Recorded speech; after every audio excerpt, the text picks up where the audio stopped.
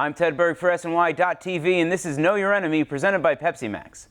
The Mets welcome Atlanta to Citi Field for a weekend set, and we welcome Ben Duronio from the Braves blog, CapitalAvenueClub.com. Ben, how are you? I'm doing well. How are you?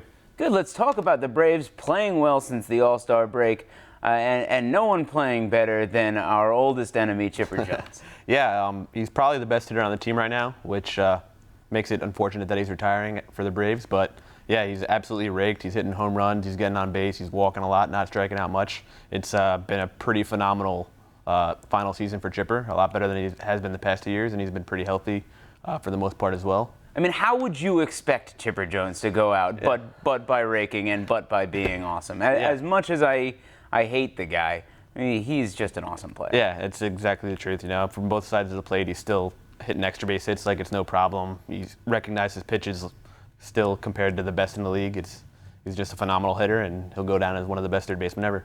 And you know, not a great defensive infielder, but the Braves have made up for maybe the lack of range in their infield this year. Yeah, and something I've noticed throughout the year is that I think the coaching staff and the front office has really positioned the infield well.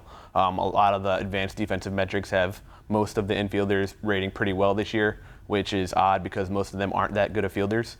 So I think they're positioning them very well. They don't have to move a lot after contact, which has really helped out the ground ball pitchers like Tim Hudson and other relievers. The flip side of things for the Braves, they've got a couple outfielders struggling right now. Yeah, Michael Bourne and Martin Prado haven't hit nearly as well as they were earlier in the year.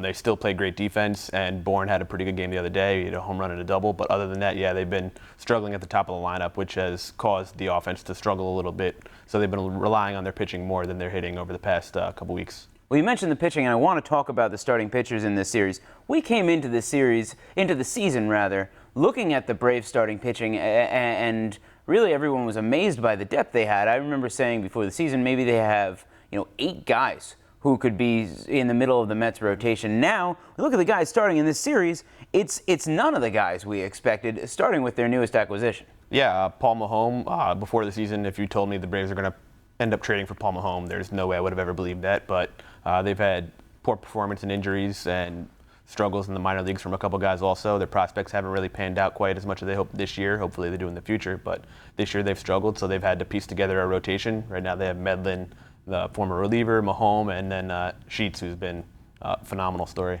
Well, you mentioned Medlin. His first turn in the rotation this year, he's been great. What have you seen out of him? Yeah, more of the same from the last time before he had Tommy John surgery. I think they won almost they won almost every start he started a couple years ago before he had Tommy John surgery, and it's been more of the same this year. He's just a really good pitcher. His changeup allows him to get left-handers out pretty regularly, and his fastball is good enough to keep him sturdy throughout the course of a start.